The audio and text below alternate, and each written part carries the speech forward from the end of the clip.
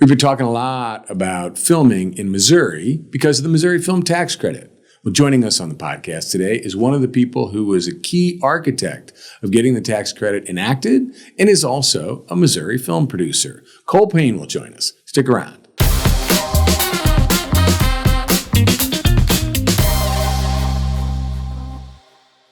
Hey there. Welcome to the Screen Lawyer Podcast. I'm Pete Salsich, the Screen Lawyer. And my guest today is Cole Payne of Traverse Media, a Missouri filmmaker. Welcome, Cole. Hey, Pete. Thanks for having me. Yeah, thanks for joining the podcast today. I'm looking forward to this conversation. You and I actually talk fairly frequently these days, but this will be a good chance for everybody else in the audience to meet you and hear about your career and filming in Missouri, which I think is at the very top of my mind a lot these days, as you know. Tell us a little bit about kind of how you got started in, and you are a mid-Missourian, right? Not a St. Louisan or Kansas Cityan or anything else. Fill us in about all that. Yeah, from Russellville, Missouri, so an 800-person town outside of Jefferson City. Ended up going to school at Springfield, which was Southwest Missouri State when I went there, and needed to choose a major, and entertainment management was an option. And I used to throw a bunch of field parties in my grandfather's field, so it seemed a good fit. You know, always loved films and TV, but just never thought it was a reality of a career path. A couple of buddies from Jefferson City, Missouri, decided to move to Los Angeles. I road tripped out with them, stayed for a little while, and was like, I got to get out here. Met a woman, English woman in a bar, actually, and she said, what do you do? Because that's sort of the LA question. And I said, just moved to Missouri, major in entertainment management. And she had a talent management company. And she also had recently optioned a book and attached Jennifer Lynch to adapt that book into a screenplay and to direct it. So that was really my first foray into like developing a project and going out to find finance, because we found some development finance for Jennifer to, do it. So and that was like an internship. She said, she's like, show up on Monday. And so I interned for 50, 60 hours a week while working at a watch store in the mall on nights and weekends to pay the bills. And, and then, that's how I ended up out there. Wow. So that's kind of a not an unusual story in a lot of ways, right? I mean, you have your version of it, but that's typically what had to be done, right? If you're in Missouri, you grew up, you're interested. At the time, Southwest, now Missouri State, has a great entertainment and film program, but most of its graduates used to have to go to LA or New York to ply their trade. So how'd you end up coming back here? And first of all, anything else you did sort of out there? And then how'd you get back here to start doing the work that you're doing now? Yeah. So, I mean, long story short is, at the talent management company, again, we had the project with Jennifer Lynch, and that was my first foray into producing, going around speaking to financiers, other producers, things like that. And then my boss started dating her now husband, who had a series on HBO at the time that he was a co-creator of and writer of. Admittedly, that job was learning a lot of what not to do. And, in my humble opinion, kind of got thrown in the fire. Because, first day, I was just like, do you read Hollywood Reporter and Variety? And I didn't know what those things were.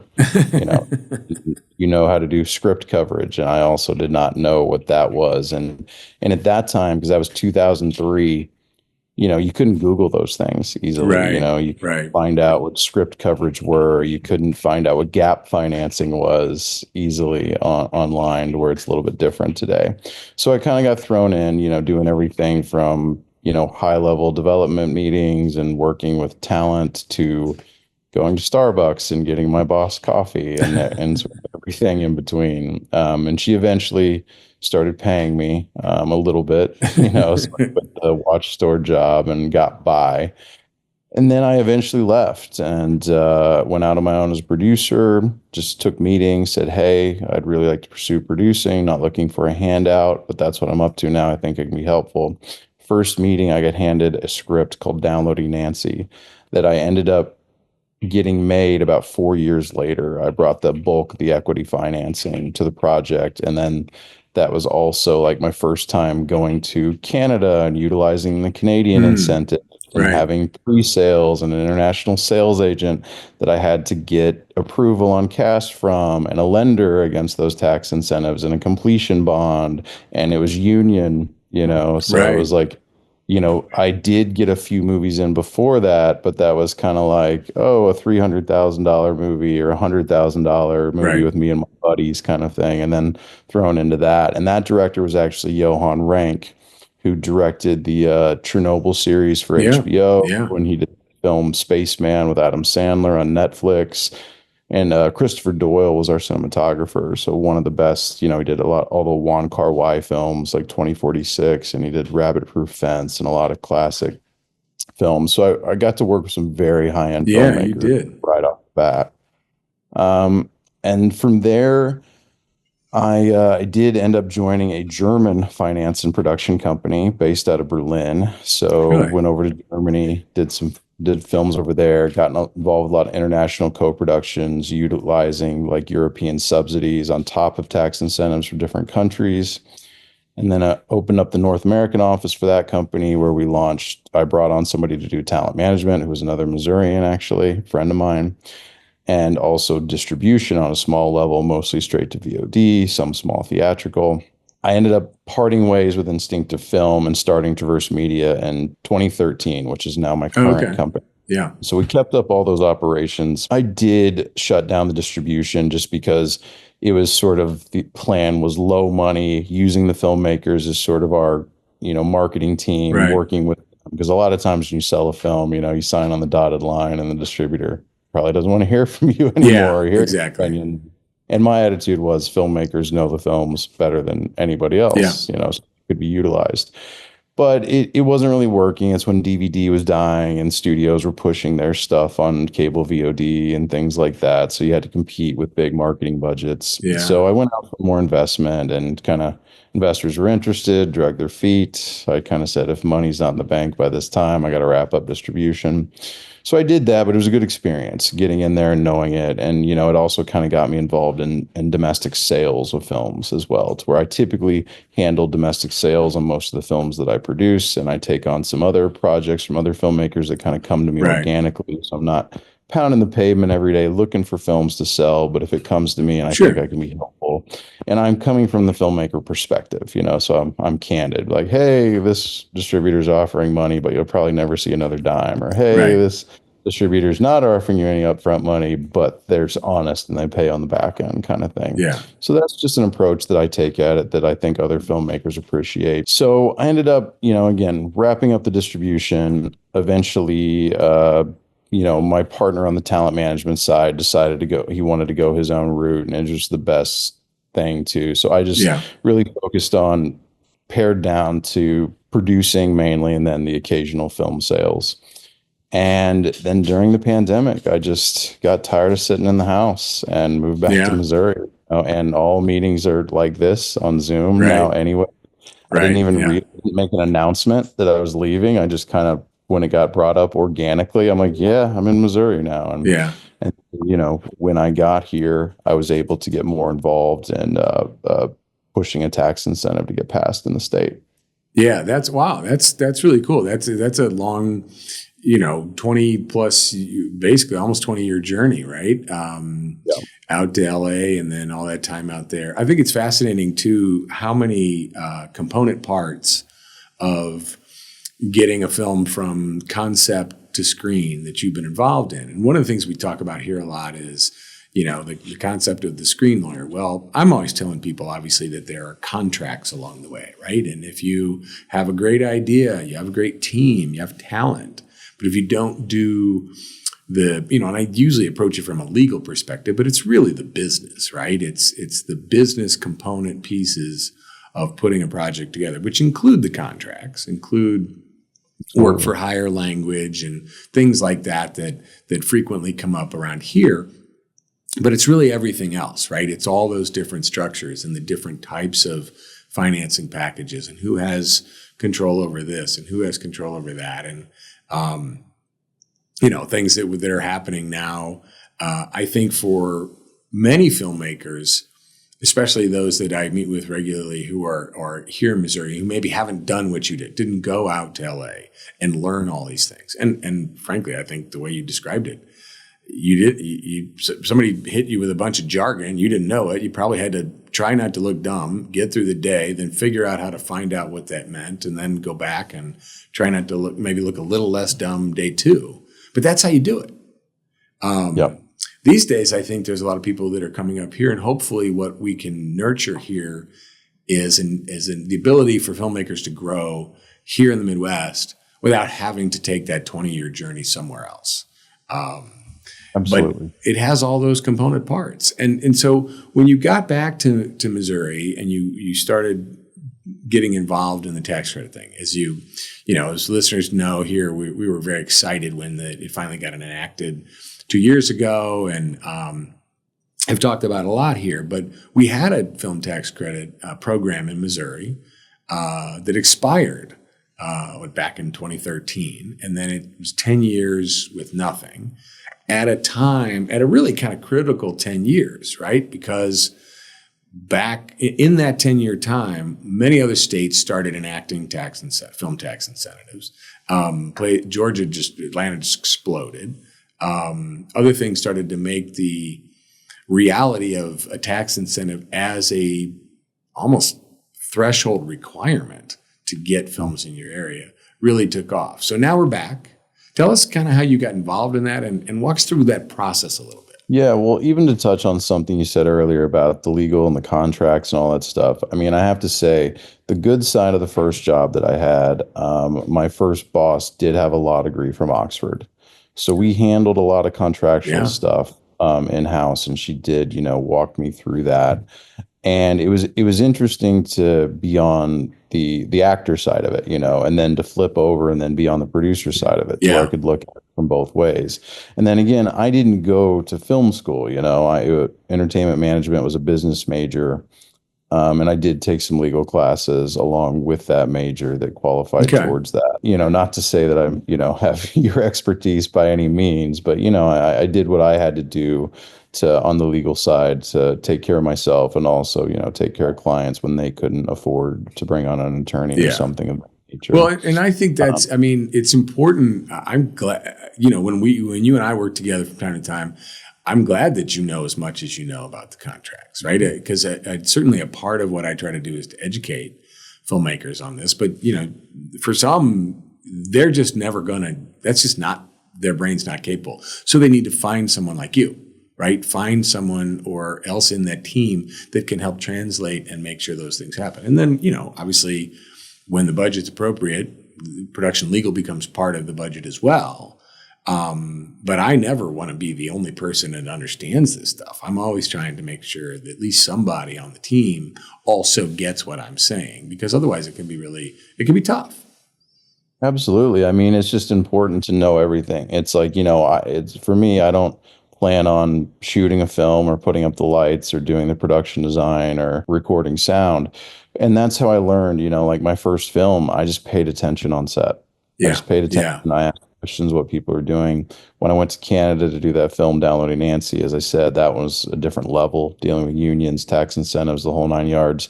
I had a very experienced local producer and I had a very experienced local line producer. And I spent hours in their office just asking them questions, about what was going on, just trying to learn, and that's another thing you learn too. It's like, everybody doesn't run sets like we do here in the United States. Not to say that Canada is really different. It's not much different at all. But like you go to somewhere like Germany, when I ended up there and doing a film, it's, they run a set completely. I mean, what's the difference? That's really intriguing to me that you say that. I mean, just sort of like, instead of a line producer, they have an Aufnahmeleitung, I believe is what it's called. And I mean, that's not a direct translation, but there's like 4 Aufnahmeleitungs in different areas. And it was just kind of like I had to bring a new one in essentially and say, this is what you're doing now in this production. Wow. Just that like the locations department is like under the AD department, but the first AD isn't really the one pushing the day along. It's really on the director themselves to kind of like pay attention to the schedule and just sort of different things like that. I mean, in other But, words, they have all the same component pieces, but they may organize them differently or yeah, think about how assigning roles differently. yeah. And you have to have beer every day. I realized that on day two. I was like, why is everybody upset? And they're like, there's no beer here. I was like, it's Tuesday, so we have to find some local breweries to sponsor us on the beer side. And they have an opening party, a midway party, and a wrap party. So, Nice, nice. All maybe right. we could adapt that, that's not so bad. Yeah. Um, I need to but it affiliate was with a good. Yeah. German production attorney and get over there. That sounds good. Yeah, but again, the big part of what that was is again not just utilizing German tax incentives, but also their subsidies. Because it's like they have Yeah. several subsidies.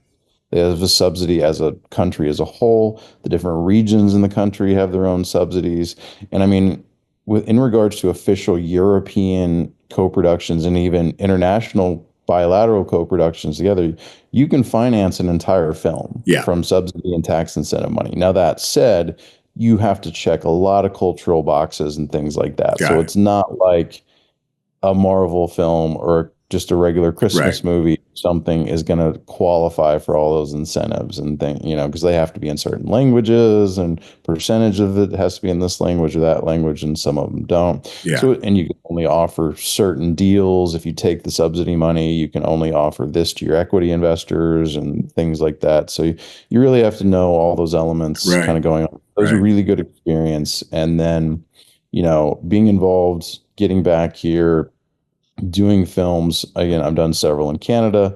I've done several in different states in the United States, and again, international co-productions and doing films in Germany, where we're doing like a bilateral co-production between like South Africa, Canada, and Germany. And so when I got back, it just seemed like I was probably the most suited person Yeah. that was willing to do this for free in regard Right. helping craft our film incentive bill. So you didn't, now it's a little more clear, I think, when you think about yes, you had all this experience somewhat organically, and then you did what successful people do is you chased the opportunities and got in and took advantage of those that you got, and then led to next stuff. Similar with your experience in financing and the experience of dealing with the concept of tax incentives that are provided by a governing body, right, in a variety of different places, and how that all comes together. It probably did make you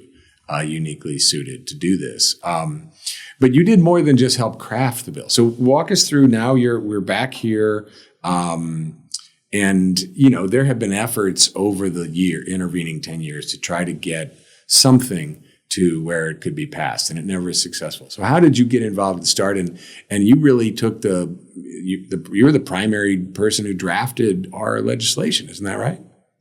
Yeah, I did the initial drafts of the bill, then handed it off to their sponsors, and then obviously they had their own insight on the bills. Sure. But yeah, the initial draft, which I did admittedly draft off our original bill, because talking to our lobbyists, it's like you don't want to change things up too much. Yeah, that makes sense. I used the original bill as a template and then added in all the new stuff from there.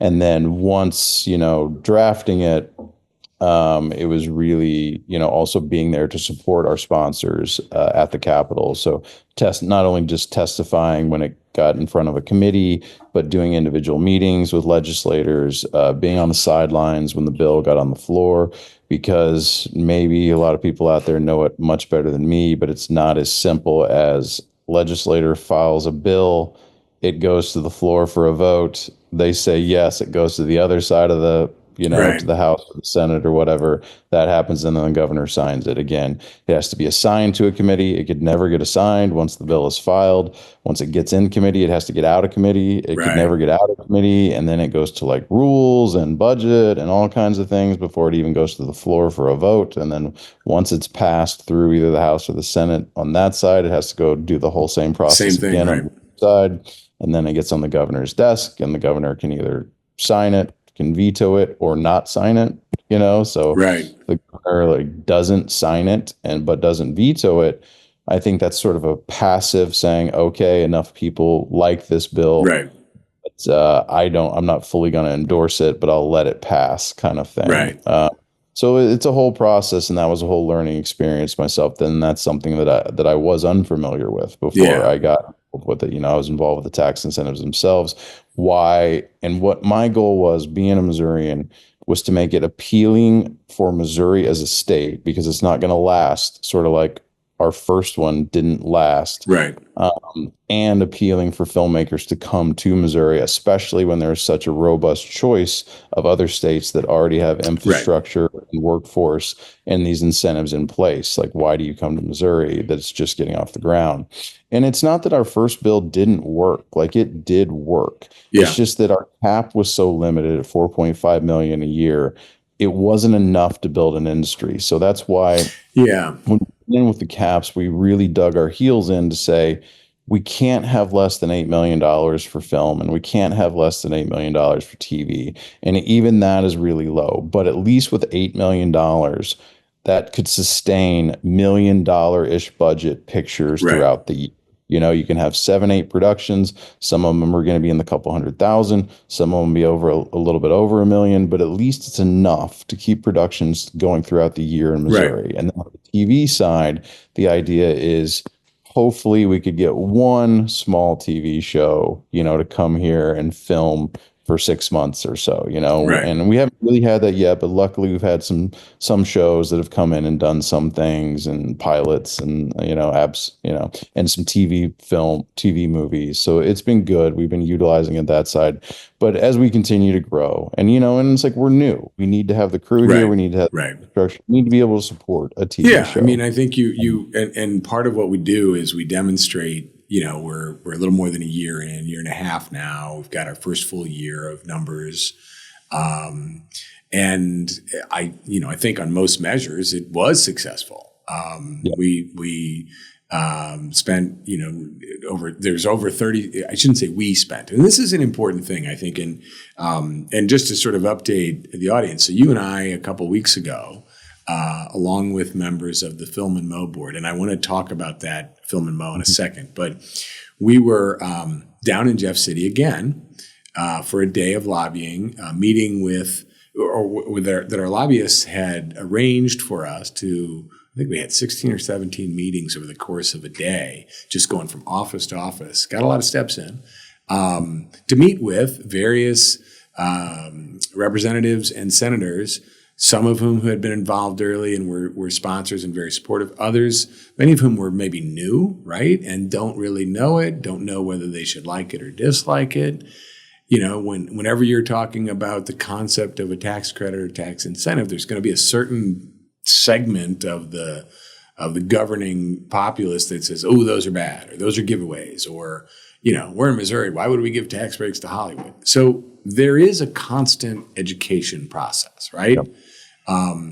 That was my first time doing that, and I was kind of exhilarated by it. I thought it was a pretty powerful experience. You made a comment though that it was much easier and nicer this time with a bill that had already passed and was now law than it was back when you were struggling with the team to get it passed. Do you remember any particular moment in time when you thought this is going to make it?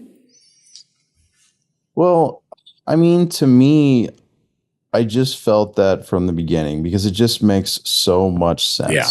Because yes, there's this idea that taxpayer dollars are going to Hollywood with this incentive, and that is completely wrong. Not to say that Hollywood is not coming into Missouri or not going to come into Right. Missouri, and we want them to come into Missouri and spend their money. We want that in our economy. But the thing is, it is a tax credit that is not issued until actual cash money has been spent in our Right. state, audited by a private Missouri licensed CPA, and Correct. then once again audited when it's turned into the state. And it's a performance-based credit. So the credit is only given out on money that is actually spent in the state. Yeah. It doesn't work like a lot of our other tax credits. A lot of other tax credits are issued at the beginning of a project. This is not. We get a letter saying you're eligible to get up to a certain amount of money. Right. You cannot go over that amount of money, but you can get less than that amount of money or none if you don't Sure. follow the rules and do everything you're supposed to properly. So it's like, for an exchange for millions of dollars of cash being dumped into our state, we're giving them a piece of paper that says they have a lower tax liability at the end of the year. Well, the thing is, these production companies are single purpose Yeah, vehicles. they don't have a tax, They're right? coming in, they get the tax credit. So all they are is spending vehicles. And so they have no tax liability at the end of the year outside of any just like employment taxes and things Right. like that paying to the state directly through payroll. And even if it's a 1099 with the way we're set up, even if we 1099 crew members, the production withholds their Missouri employment tax and Yeah. pays it to the state on their behalf. So we have a real sort of system in place to make sure Missouri gets its tax dollars in. And so at the end of the day, when this entity has this $500,000 tax credit that they can't use, they transfer that to an existing Missouri individual or business that's Yeah. already generating a lot of revenue to have that sort of kind of tax liability. Right. And we transfer that to them at a discount. So what it does is it lowers taxes for Missourians and Missouri businesses the Right. way that credit works. And these are for already existing Missourians and Missouri businesses. And that tax credit can be split up. You can give it to your 10 of your friends if you want Right. to, you want Right. to help them out Or with their family tax members liability. or So this really yeah. lowers taxes for Missourians. This bill does in exchange for getting millions of dollars spent in our state Yeah. that wouldn't otherwise be spent here. And as we've discussed, Pete, from mid-September 2023, when this bill was enacted, through the end of 2024, we had over $33 million Yeah. of production spend in our state, and we only issued $12 million of tax credits. Right. So just basic math, this program is working, and that's why I think, Absolutely. a few weeks ago when we were at the Capitol, that's why we had very favorable numbers, because even though some of these economic, reports that the movie business gets put into and goes through the sausage grinder, when it comes out, the sausage Right. doesn't look very good. It is that basic of math. It is. $3 million cash spent in our state for a $12 million piece of paper tax credit. Right. And So it's not math that works.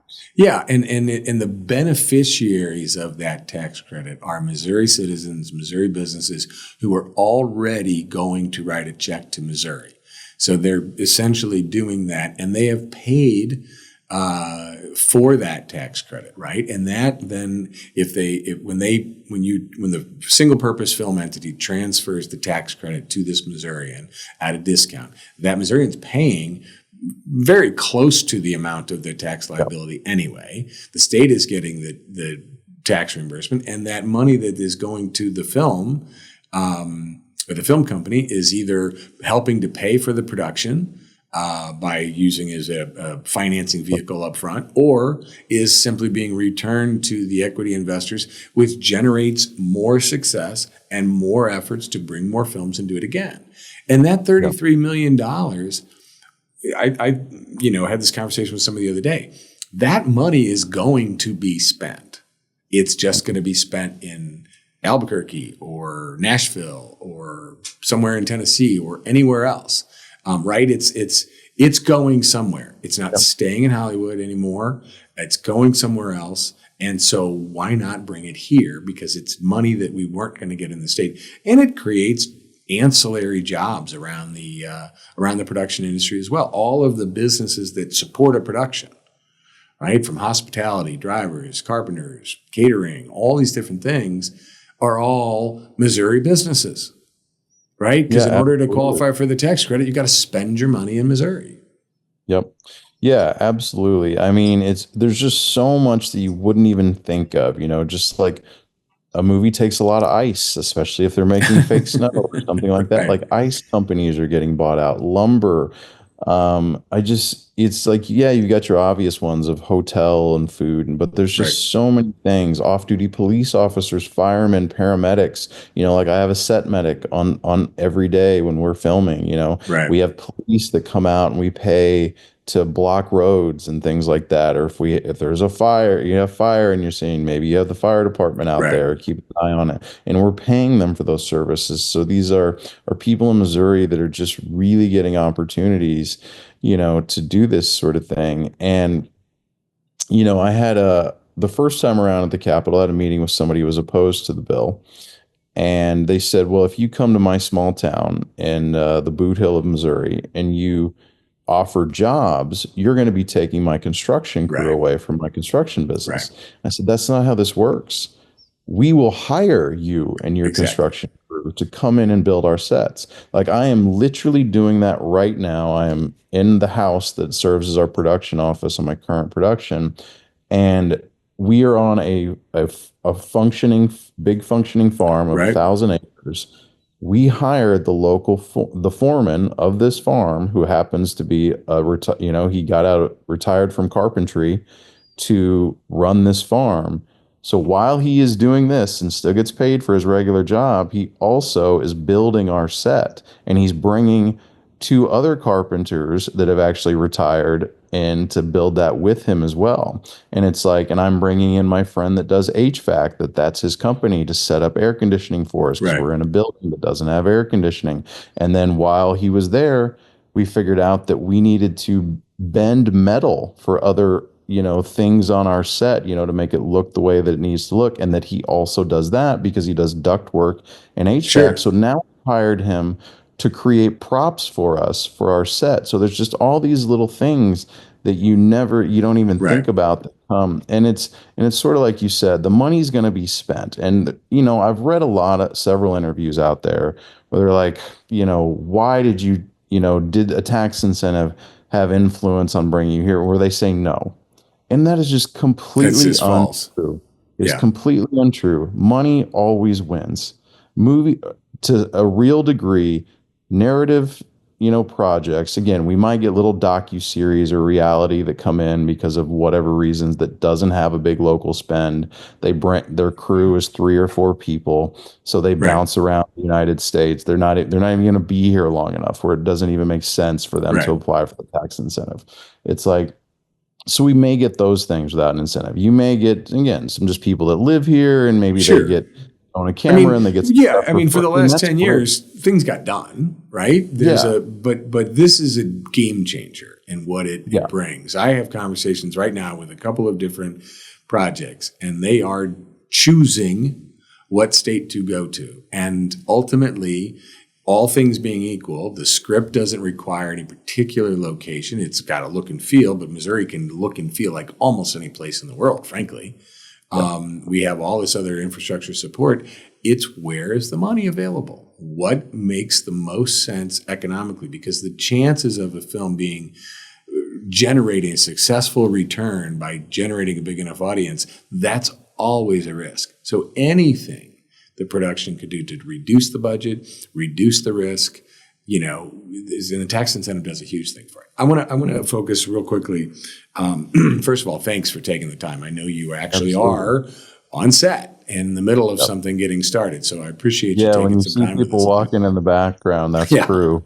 I'm that's doing so. Yeah, we that's got all it going. good. No, this is real. So we appreciate that. But I wanted to focus on two things real quick. One, just a quick mention about the Film and Mo board. Obviously, this is a podcast that doesn't intend to be a sales pitch. Yeah. But tell us about the Film and Mo board and how, if people are in, you don't even have to be in Missouri, but if you are here and you're interested in supporting the film industry, what does this board do and how can they help? Absolutely. So, yeah, when I got back in Missouri, feet on the ground, I got involved with a nonprofit called Film and Mo. So please, if you're interested in this at all, go to filmandmo.com and check out this organization. I mentioned we have lobbyists that help support Right. our bill. Those lobbyists are paid for through the membership of this nonprofit organization, Film and Mo. So if you're interested in this industry in any capacity, whether you work in or just like the idea of having film and TV in the state, please join up, because we do not have these things without this organization Absolutely. paying for lobbyists and paying for this bill. And a lot of people may say the bill's already passed. Why do we still need lobbyists? And it's because it's the same reason the bill faded out the first time. Right. It was working.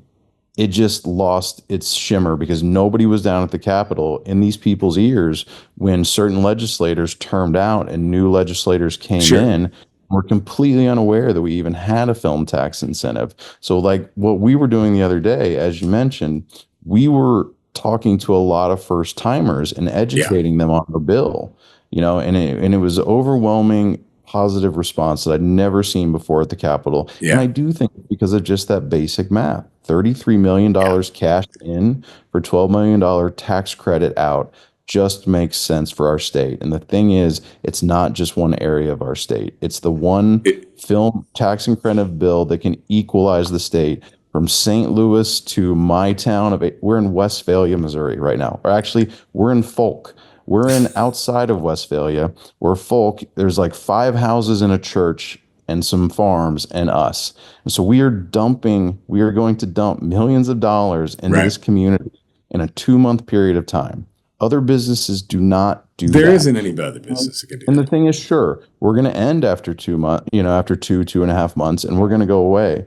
But other productions are going to come in and do it somewhere else in the state. So Yeah. there's no other incentive program in Missouri that will do that. Like, it's awesome that GM came here and built a plant and got a tax incentive, and those 50, 60, maybe even 100 some people that have jobs. That's amazing. I love that that happened, and that tax credit that Missouri gave them enabled them to do it. But it benefits that area and those people that are working on it. It's where it's all over the state. Yeah. It's people were afraid it was only going to be St. Louis, Kansas City.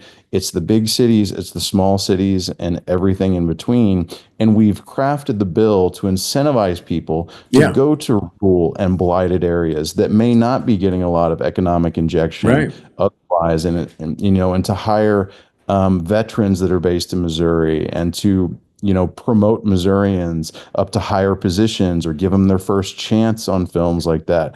We really crafted a pro-Missouri bill in this, in my humble opinion. Yes, it's not perfect, but we did the best we could to get through it. And that's another thing. People don't really understand the process. They think, oh, well, tell the sponsor of the bill it needs to change to this or to that. Once it's in their hands, it's out of my hands, and it's just like, we Right. can tell them, we can inform people, but it's like, I think we wrote the best bill that we could get passed at the time, and we're learning from it now. That is also why it's important to keep the lobbyists down in the Yeah. state, so we can change it and we can make it better, and we can show these people that it's working and they don't forget about us. So it's like what we do as a nonprofit, and again, nobody is getting paid Right. for many Exactly. of this. Is we're spending a lot of time just making sure that our main goal is to make sure those lobbyists get paid, and that can tell us when to come down to the Capitol and who Right. to talk to and who's against us and who's for us and what we need to do, because they're an invaluable guide, Yeah. it's like a lot of people also have the idea, well, I should just be able to talk to my representative and tell him what I want, and that's it. That is, yes, I agree that that's the way that Right. it should be. But But it is not. the reality is you need someone to guide you through the process. Yes. You need someone to set up the meetings. You need someone who can talk on your behalf when you're not there, all of those things. So folks, Film and Mo, very easy to find, great organization. Full disclosure, I'm on the board as well. If you're interested in supporting film in Missouri, that's the best way to start. Among everything else you want to do, but that's really key. Last thing, Cole, I want to ask you a question that I always ask my guests here. As a screen lawyer. And the question is, what's on your screen? And I asked it, I'll set this up a little bit because, right now, obviously something on your screen might be the film you're working on, or something on your laptop. It might be the thing on your phone that keeps you distracted. It may be the thing on the wall that you watch when you just need to turn your brain off. So what's on your screen? So what am I looking at when what I've been looking at a lot is this particular movie is called The Mortuary Assistant. So a horror film, if you can't tell by the title, but it's actually based on a video game of the same name. So Cool. to show people what this production is in a short amount of time, I've been sharing that game trailer a lot on YouTube. You can find it. There's a lot of videos for the game on YouTube, The Mortuary Assistant. So recently, that is what has been on my screen. But last night, when I tried to take my mind off this production and not think about it so I could fall asleep, I'm watching the latest season of The Righteous Gemstones. Ah, nice. Cole, this has been great, man. Thanks for taking the time, spending it with us. I think your insights about the role of the producer, how all of that works was really cool. And then translating that, really in some ways what you end up doing, I think is, and I felt this when we were together last week, is we are translating in what is largely a manufacturing industry to legislators and others who may not realize how beneficial it is for them. And I think you do it as well as anybody that I know. And I appreciate you taking the time to join us. Absolutely, Pete. I really appreciate you having me. And I would just say, as far as like to touch on something earlier, just to kind of hopefully everybody doesn't have to go through the 20-year going to LA and Germany or whatever. I would just say, people, like, if you get an opportunity on a movie and you want to take it, figure it out, do it, pay attention, learn, work hard. As an organization, Film and Mo, we're going to start offering more training programs. We're doing our first one this weekend, and we plan on doing more in different areas of production. And so, I really appreciate you having me here, and just appreciate the support of your viewers and getting this going in Missouri and keeping it. Great. Cole, thank you. Folks, if you've enjoyed this conversation or any episodes of the Screen Lawyer Project, be sure to find us and follow us wherever you get your audio podcasts. And if you're watching our YouTube channel, be sure and hit that like and subscribe button so you'll always be updated with whenever we have new content. And you can always find anything about what we do at thescreenlawyer.com. Thanks again, Cole. Take care, everybody. Thank you, Pete.